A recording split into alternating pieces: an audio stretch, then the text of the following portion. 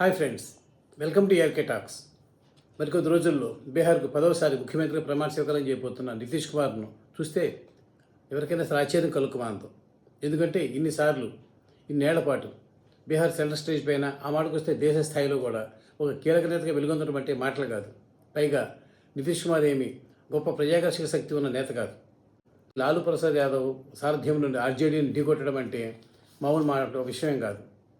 ఎందుకంటే చక్కటి పెట్టగలతోనూ మంచి మంచి పోలికలతోనూ హాస్యోక్తులతోనూ వీటన్నిటి ఉపమానాలతోనూ లాలూ ప్రసాద్ యాదవ్ ప్రజలను అక్కడికి ఇట్లా కట్టిపడేస్తారు. నితీష్ కుమార్లో ఆ శక్తి లేదు. ఈ లోపాన్ని ఆయన అధిగమించిన తీరు అత్యంత ఆసక్తికరం. ఇదే ఆయనను బీహార్ రాజకీయాల్లో ఇప్పటికీ ధ్రువతారగా నిలుపుతోంది. అదేమిటి అంటే నితీష్ కుమార్ గంభీర ఉపన్యాసాలు చేయరు, అలాగని ప్రజలను ఆకర్షించే ఇట్లాంటి ఉపన్యాసాలు చేయలేరు. ఆయన చేయగలిగిందల్లా ఏమిటంటే తక్కువ పదాల్లో సరళమైన భాషలో తాను చెప్పదలుచుకున్న విషయాన్ని, తాను ప్రజల నుంచి ఏం ఆశిస్తున్నారో ఆ విషయాన్ని వాళ్ళ మనసులోకి సూటిగా ఇంకేలా స్పష్టంగా చెప్పటం అంటే గొప్ప కమ్యూనికేటర్.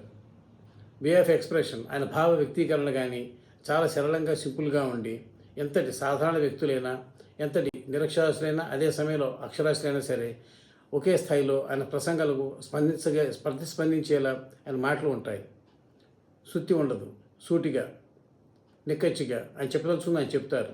ఎక్కువ టైం కూడా తీసుకోకుండా పొందికైన పదాల్లో, అలతి పదాల్లో ఆయన సాగించే ఈ ప్రసంగాలు బీహార్ ప్రజలను గొప్ప ఉరితొలగించలపైన వారిని ఆలోచింపజేస్తాయి.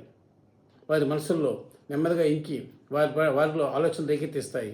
లాలూ ప్రసాద్ యాదవ్, నితీష్ కుమార్ ఇద్దరు కూడా మన వైఎస్ చంద్రబాబు నాయుడు లాగా ఒకే సమయంలో ఇంచుమించు తమ రాజకీయ ప్రస్థానాన్ని ప్రారంభించారు. ఎలక్ట్రికల్ ఇంజనీరింగ్ చదివిన నితీష్ కుమార్ తొలుత కొన్నాళ్ల పాటు బీహార్ స్టేట్ ఎలక్ట్రిసిటీ బోర్డులో ఉద్యోగం చేశారు. అయితే అప్పట్లో ఉధృతంగా ఉన్న సోషలిస్ట్ ఉద్యమం ఈ ప్రభావంతో ఆయన ఉద్యమానికి రాజీనామా చేసి రాజకీయాల్లోకి దూకారు. అదే సమయంలో అటు లాలూ ప్రసాద్ యాదవ్ కూడా రాజకీయాల్లోకి దూకారు. ఆ సమయంలో వారి గురువులు సోషలిస్ట్ ఉద్యమకర్తలైన రామ్ మనోహర్ లోహియా, లోక్నాయక్ జయప్రకాష్ నారాయణ్, కర్పూరి ఠాకూర్, సత్యేంద్ర నారాయణ సిన్హా, విశ్వనాథ్ ప్రతాప్ సింగ్ వంటి ఉద్దండులు. వీరి శిష్యరికంలో రాడిదేరిన లాలూ ప్రసాద్ యాదవ్, నితీష్ కుమార్ ఇద్దరు కూడా ఒక సమాంతరంగా ఎదుగుతూ వచ్చారు, ప్యారలల్గా ఒకరికొకళ్ళు. అప్పట్లో వారి మధ్య చక్కటి స్నేహం ఉండేదంటారు.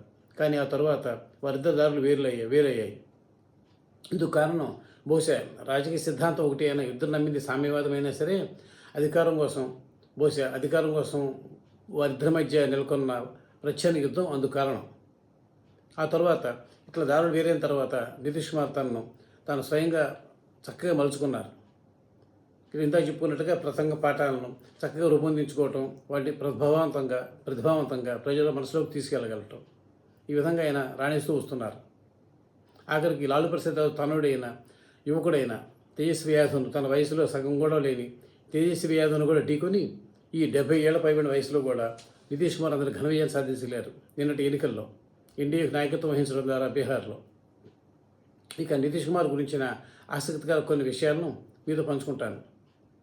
నేను గతంలో 2 ఏళ్ల పాటు, ఇంతకుముందే మీకు చెప్పాను కొన్ని వీడియోస్లో, 2 ఏళ్ల పాటు బీహార్లో ఈనాడు స్టేట్ కరెస్పాండెంట్గా పనిచేశాను. ఆ 2 ఏళ్లలో నితీష్ కుమార్ అప్పుడు ముఖ్యమంత్రిగా ఉన్నారు. ఆయనతో సన్నిహితంగా, అంటే అప్పట్లో దక్షిణ భారతం నుంచి రిపోర్టర్గా ఉన్న పట్టణంలో నేను ఒక్కడే కాబట్టి నా పట్ల ఆయన సానుకూలతతోనూ ఆదరభావంతోనూ ఉండేవారు. ఆ విధంగా ఆయనకు సన్నిహితంగా మెలిగే భాగ్యం నాకు దక్కింది. ఆయనతోనూ లాలూ ప్రసాద్ యాదవ్తో కూడా.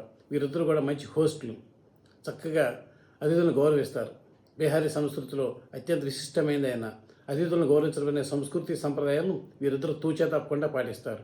అదేవిధంగా ఆ కారణంగానే నాకు ఇటు నితీష్ కుమార్తోనూ అటు లాలూ ప్రసాద్ యాదవ్తోనూ సన్నిహితంగా కొంత చనువుతో మెలిగే మహద్భాగ్యం దక్కింది. ఇంకా నితీష్ కుమార్ గురించి చెప్పుకోవాల్సి వస్తే ఆయన ప్రస్తుతం అంటే గత 18 ఏళ్ళుగా ఒంటరి జీవితం గడుపుతున్నారు.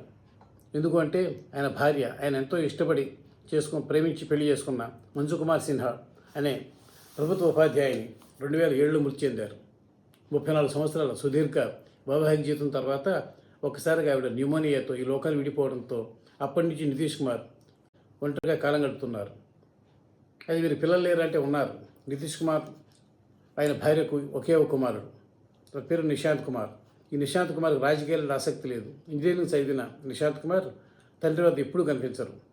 అధికారిక కార్యకలాపాల్లో కానీ అధికారిక నివాసంలో కానీ రాజగిరి అనే ఊరిలో తన అమ్మమ్మ తాతయ్య దగ్గర ఉంటుంటారు నిశాంత్ కుమార్.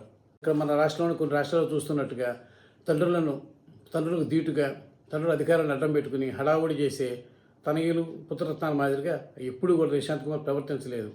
ఆయనకు మానాన్ని ఆయన తన పని తాను చేసుకుంటూ ఉంటారు.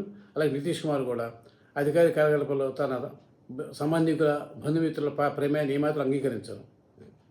ఇలా నితీష్ కుమార్ తన ఒక క్లీన్ ఇమేజ్ నిలుపుకుంటూ వస్తున్నారు. అందువల్లనే ఈ రెండవ కారణం వల్లనే నితీష్ కుమార్ ఇన్నేళ్ల పాటు బీహార్ రాజకీయాల్లో చక్కగా చక్రం తిప్పగలుగుతున్నారు. ఇక మరొక విషయం ఏమిటంటే నితీష్ కుమార్ సమయపాలన పాటిస్తారు. అద్భుతమైన సమయపాలన. ఉదయం ఎంత వేకుజామున లెగుస్తారు కానీ ఆ తర్వాత సాయంత్రం తర్వాత లేట్ వర్కింగ్ అవర్స్ చేయనివ్వరు కూడా. ఎందుకంటే సమావేశాలు సభలు అంటే మనం చూస్తూ ఉంటాం. 4 గంటే 10 అవ్వచ్చు మన దగ్గర సమావేశాలు, 2 గంటే 10 అవ్వచ్చు. కానీ అక్కడ మాత్రం బహిరంగ సభ అయినా సరే అధికార సమావేశం అయినా సరే నితీష్ కుమార్ ఒక టైం చెప్పారంటే ఖచ్చితంగా టైం ఉండి తీరుతారు. మీరు వాచి సరి చేసుకోవచ్చు. అంతటి గొప్ప సమయపాలన ఉంది. అక్కడ కూడా ఊకదప్పుడు ఉపన్యాసాలు చెప్పరు. గతంలో అది చేశాను, ఇది పొడి చేశాను అనే మాటలు ఆయన దగ్గర వినిపించవు మనకి. చక్కగా చెప్పాల్సిన 3 ముక్కల్లో చెప్పేసి సూక్ష్మంగా అతను డైరెక్ట్ టు ద పాయింట్కి వెళ్ళిపోతారు. ఈ విధంగా చేయటం వల్ల ఆయన సమావేశాలను సంక్షిప్తంగా బ్రీఫ్గా ముగించగలుగుతారు. ఇతరులు కూడా తన సమయాన్ని కానీ ప్రజల సమయాన్ని కానీ వృధా చేయనివ్వరు. తరువాత తన పూర్తి సమయాన్ని తిరిగి సమయాలన్నింటినీ కూడా ప్రజల కోసమే కేటాయించడం, ప్రజలు చెప్పేది సావధానంగా వినటం, వారి సమస్యల పరిష్కారంగా శాయశక్తిలో కృషి చేయటం, వారి బాధను సహానుభూతితో అర్థం చేసుకోవటం, ఇవన్నీ కూడా నితీష్ కుమార్ను దేశంలోనే అత్యంత అరుదైన రాజకీయ నేతగా నిలుపుతున్నాయన్నది ఆయన ప్రత్యక్షంగా 2 ఏళ్ల పాటు ఆయన చూసిన ఒక పాత్రికేయుడిగా నా అనుభవం.